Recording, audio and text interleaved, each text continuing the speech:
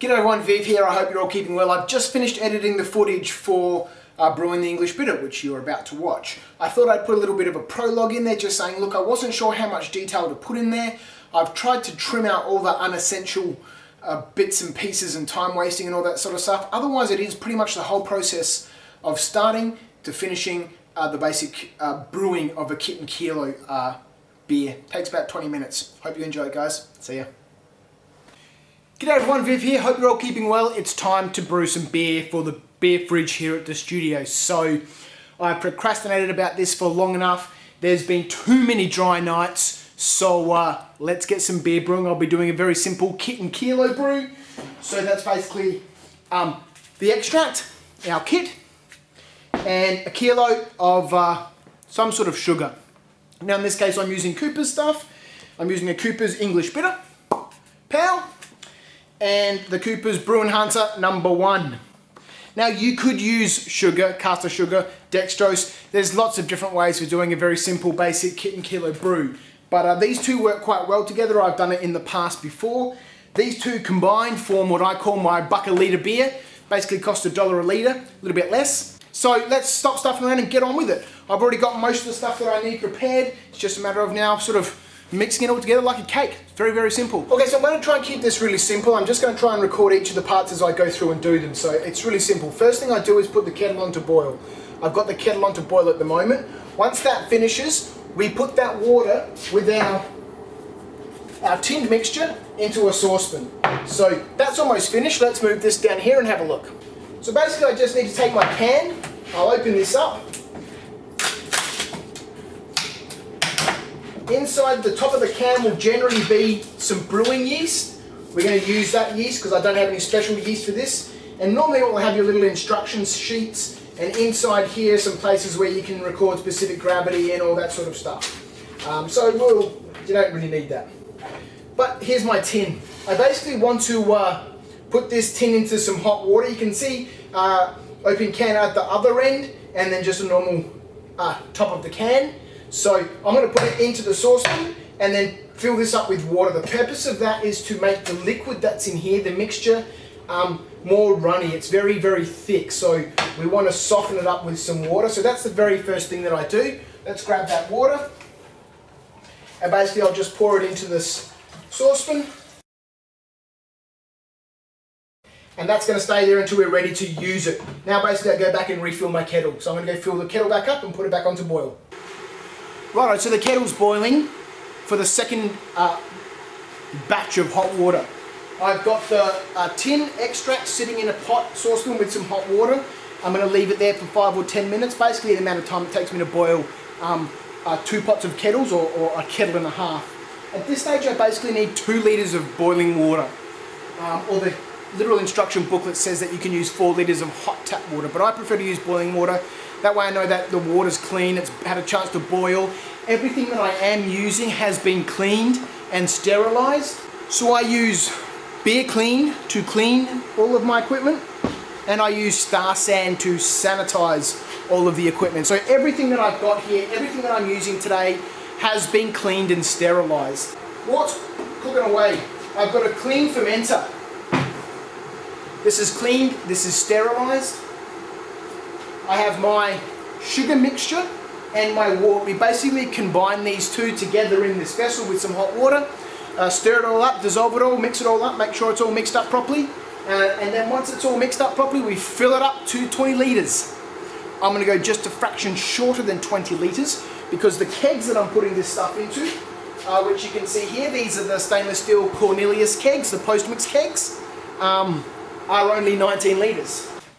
Okay, so my kettle's boiled. I'm now basically going to snip off the edge of this packet of sugar and pour it into this cleaned and sterilised. So that all goes in there.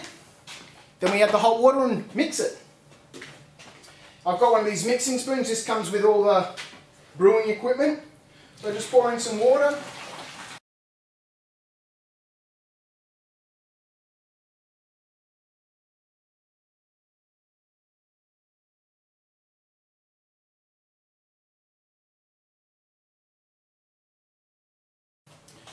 So that's all mixed up now. Glasses fog up a little bit because it's hot. I'm going to open the can now and we're going to pour that in and mix this all up. Okay, so now that we've mixed up the sugar and the water, I'm going to open up the can of extract. I'm going to do it on this paper towel because the can opener that I have is not the greatest can opener. So you need to be careful at this point. This is going to be hot. Well, you know what I've just realised? I forgot to take the paper off of the can. At this point, the way that I've done it, we run the risk of getting some of that paper into our mix, which we really don't want. So I'm going to have to be super careful here. You should take the paper off the can before you put it in the hot water.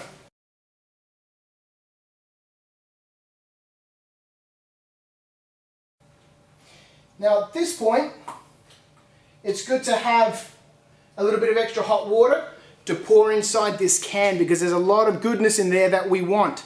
Right, so I've boiled that second kettle. I'm going to pour just a little bit into the tin. I'm just going to lift some of the liquid up to the edges of the can to get the goodness off of the side.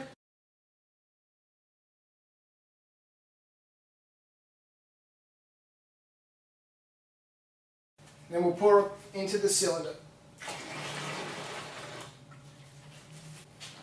Then give this all a good stir. So in here is around just over 2 litres of hot water, boiled water, the kilo of sugar, in this case I used this one, remember? And our beer extract, in this case I've used an English bitter. So we want to give this a good stir, mix it all in really well.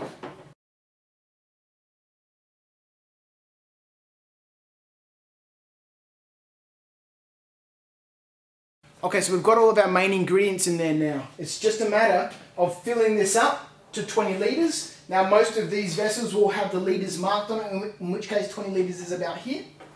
I'm going to fill it up with about 19 litres though because of my kegs as I mentioned before. Right, okay, I'm lucky enough in my studio here to have a hose actually connected to my mains water. So this is clean fresh water, the same water I get out of my tap in the kitchen.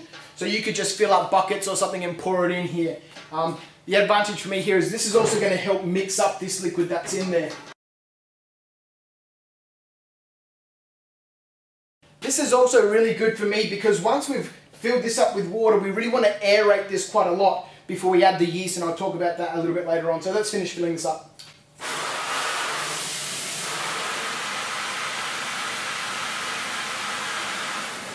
So at this stage, I've got about 15 litres in there. I just want to check the temperature because depending on the sort of beer that you're brewing, you want the beer to start off at a certain sort of range of temperature. In the little instructions with this English bitter, it says 21 to 27 degrees for a European lager. A lot of people will say brew lower than that. When you're brewing ales, it's significantly lower. But nonetheless, I want to try and keep it to around the sort of the 22 degree mark. There is a little thermometer on the outside of these brewing vessels, but I've got a stainless steel one here, which I'm just going to dunk in and take the temperature.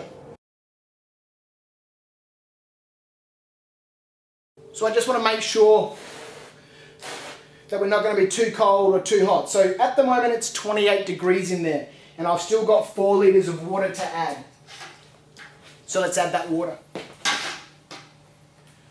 So I've got 19 litres of liquid in this vessel.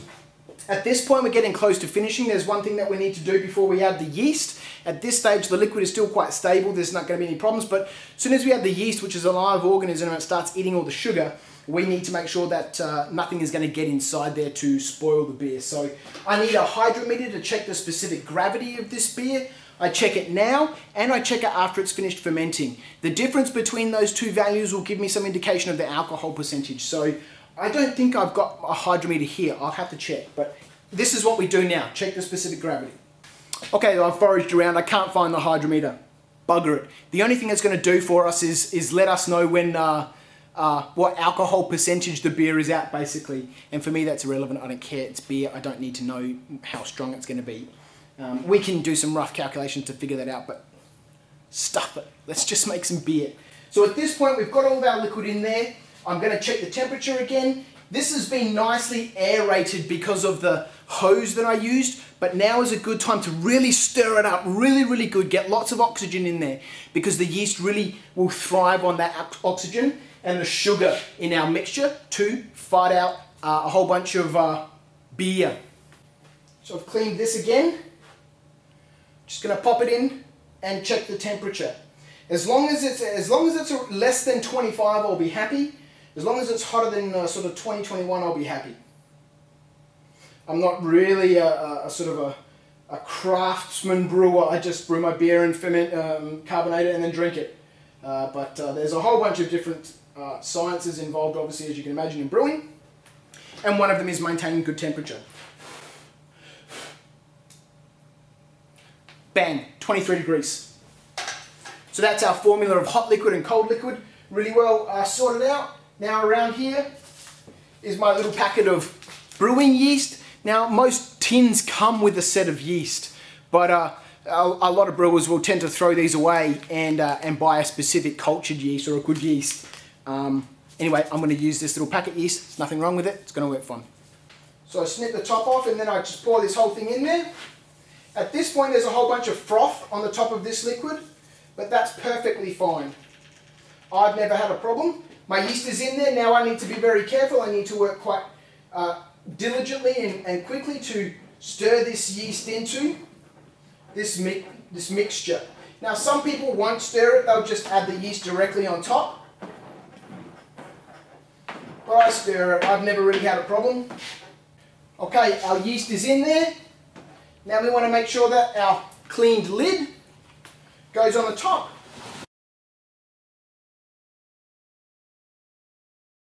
Now we need an airlock. This is an S airlock. There's different types of airlocks, but this is going to stop stuff from going into our beer. So I stick that in there, add a little bit of hot water to this, just to fill up that airlock. And at this point, we don't open this beer until it's finished. In sort of around 12 hours or so, it's going to really start bubbling a lot. Maybe, hopefully I can capture a couple of bits and pieces of this brewing as it moves forward. This is going to take maybe 7 to 10 days to ferment. Once the fermentation process is finished, we can take it out of there, stick it in one of those corny kegs, chuck it in the beer fridge, get it nice and cold. That'll take 24 to 48 hours to really get it cold. Then we'll force carbonate it and have some beer. So we'll talk all about that as we move forward. For this case, the actual sort of brewing process of putting together our kit and kilo mix is done. I'm going to put this away in a nice room where the temperature doesn't fluctuate as much as it does out here in the workshop space. So that's it. We've brewed a nice English bitter, which should hopefully be ready to drink in sort of 10 to 14 days.